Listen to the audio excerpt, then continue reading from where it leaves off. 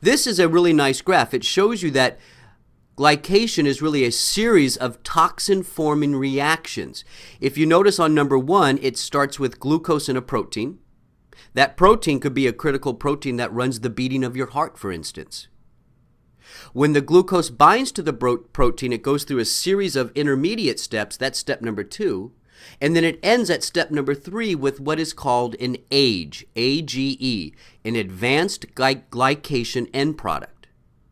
An advanced glycation end product is basically that toxin now. It's an abnormal, non-functioning protein that can't do its job. And if the protein can't do its job, if it's important for the heart, for instance, maybe the heart can't beat properly now. That's why sugar can be, this is exactly why sugar can be so devastating to us. It literally causes us to age fast. When you have too much sugar, that sugar binds to critical body proteins and it ruins that protein. This is very dangerous, and this is exactly why we have to maintain healthy blood sugar levels. We have to prevent this glycation process. You can almost think of it this way too. Everything in the human body, all the proteins in the human body basically have a very specific structure, and it's the structure of the protein that leads to its function. The analogy I use here is an apartment building. Think of the body protein as the apartment building. And the apartment building has a very definite structure to it. And that structure gives way to the function of an apartment, so people can live inside of it. However, if you take a wrecking ball and knock down one of the walls of the apartment building, have you not lost the structure of that building? And if you lose the structure of the building, have you not lost the function of the building?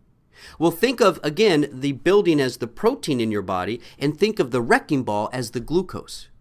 Glucose directly disrupts structure of a protein, which means it disrupts function of the protein. And when you got a bunch of very important proteins in the body that aren't able to function like they should, that's when we age in a very accelerated manner. That's why diabetics have such a terrible time with heart disease, nerve problems, kidney problems. It's because of this reaction called glycation. Some of the foods we eat actually are full of these AGEs also. Again, AGEs stand for advanced glycation end product. So some of the foods that you eat actually have these toxins in them. Almonds that are roasted have a decent amount of advanced glycation end products. Mayonnaise, butter, look how high butter is. Butter has 265 units of these AGEs within the butter structure itself. So when you're eating a lot of butter, you're getting a lot of AGEs in your system. This is bad because dietary AGEs that you bring in, like from butter, can actually become things that are called glycotoxins. So an AGE, an advanced glycation end product from butter, when you ingest it, when it gets into your system, will turn into what is called a glycotoxin. Two important glycotoxins are CML, carboxymethyllysine, and MG, methylglyoxal. We're just going to call them CML and MG from here on out. So when you develop advanced glycation end products in your body, or when you eat advanced glycation end products from, say, butter, okay? Paula Deen from the Food Channel is not going to be very happy with this. But when you eat all that butter and you're developing these AGEs, these advanced glycation end products, they turn into these glycotoxins like CML and MG. We know that as we get older, the higher the level of CML and MG in your system, the faster you're going to age and the more problems you're going to have. And basically, it just causes a vicious cycle. You eat too much sugar, or you eat foods that have AGEs in them. The AGEs turn into the glycotoxins. The glycotoxins actually cause your body not to manage glucose as well. And it's just this vicious cycle between sugar, advanced glycation end products, and these glycotoxins. So how can we prevent glycation? 3 suggestions. One is Paradoxamine. It's the vitamin B6, about 100 milligrams a day. Now, I'm going to talk a little bit more about Paradoxamine coming up because there's a problem with Paradoxamine now, and it's not Paradoxamine itself. Then we have benphotoamine, which is vitamin B1. That's a fat-soluble form of B1, which is really good for preventing glycation. And then carnosine, which is a small protein that's also good for helping your body avoid this toxic reaction called glycation. Paradoxamine, quickly, is a B6 vitamer. A vitamer simply is a fancy word for a subtype. So paradoxamine is a type of B6, and paradoxamine is really good at helping the body avoid glycation. What we know that when people take paradoxamine, this special form of B6, the glycotoxins, the CML and the Mg that we mentioned before, actually decrease in the bloodstream. That's what the graph here shows. If you notice the top graph, if you were to eat, say, a lot of sugar, a sugary meal without paradoxamine, what happens is the body develops the CML cytotoxin. That's the black boxes here, okay? The black box, as you eat butter or sugar, the CML level in your bloodstream increases. That's the cytotoxin. However, if you eat that butter or that sugary meal with paradoxamine, notice what happens to CML. The amount of CML that's produced in the body is blunted. It's decreased because of the paradoxamine. And that goes the same for another cytotoxin that you see here on the bottom graph. So paradoxamine has a direct ability to decrease the production of glycotoxins, and those glycotoxins are very dangerous to the human body. Paradoxamine is so powerful at this that the pharmaceutical companies have picked up on this, and they're actually studying paradoxamine in diabetic nephropathy. That's a kidney problem with diabetics. What you see here on these graphs, in this case, the white box, that is a diabetic not on paradoxamine. The black box is a diabetic on paradoxamine. And what we're measuring here is serum creatinine level. That's the protein we can measure to evaluate kidney function. As kidneys get worse and worse in their functioning, the serum creatinine level will increase.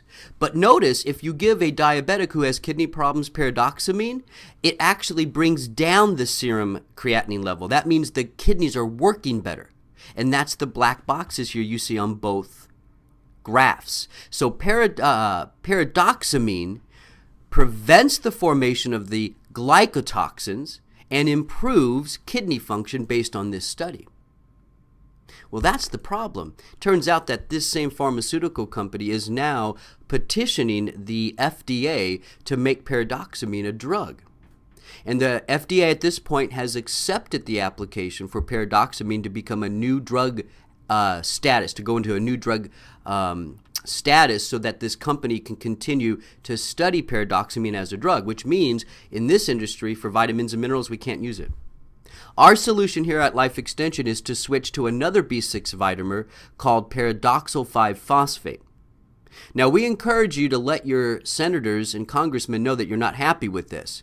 You can go to lifeextension.com/legislative action center, or you can go to lef.org/LAC,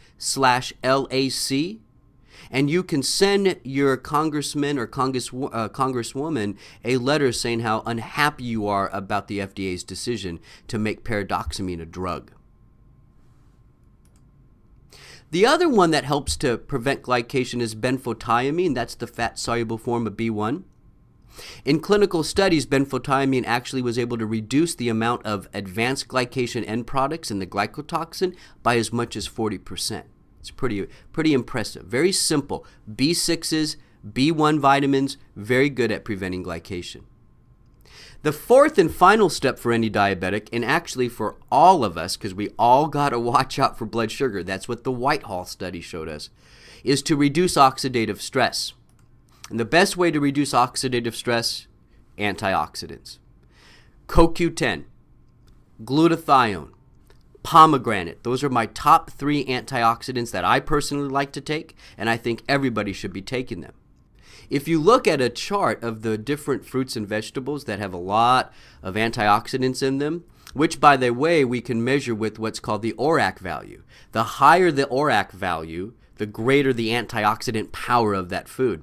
So when you look at a list that I'm showing here on the slide, when you look at this list of fruits and vegetables, is there a common denominator that all of these food sources have? Take a look there. You got acai berries, blueberries, plums. I'm getting hungry talking about this. Kiwi, beets. Is there a common denominator here? That's right. It's the dark colored fruits and vegetables. That's where you're going to get your antioxidant power from. So we want our customers here at Life Extension, we want them to reduce oxidative stress. It's so important for all of us, especially people with blood sugar issues. And the best way to do this is to eat a wide variety of antioxidants from a wide variety of sources and make those sources dark colored fruits and vegetables. So that covers the 4 steps for every diabetic. And remember, all of us need to worry about blood sugar levels because of that Whitehall study. It's a great study done out of the United Kingdom. Prevent sugar spikes, improve insulin sensitivity, prevent that dangerous glycation reaction, and reduce oxidative stress. I want to say one last quick thing about exercise. Life Extension's position on exercise is very clear. The more toned, healthy muscle tissue you have in the body, the better your body can handle glucose levels. Toned muscle is very metabolically active, and that means that toned muscle needs a lot of sugar to metabolize. So resistant exercising is a fantastic way to also improve high blood sugar issues. This picture right here, that's not exercise. So I encourage you to get out of that car and start jogging with your pets. Unfortunately, in this country, a lot of our pets are also looking a lot like us. Obesity and sugar are interrelated. So, my name is Dr. Michael Smith. I want you to follow these 4 steps to helping you handle blood sugar in your body better. These are the 4 steps for every diabetic.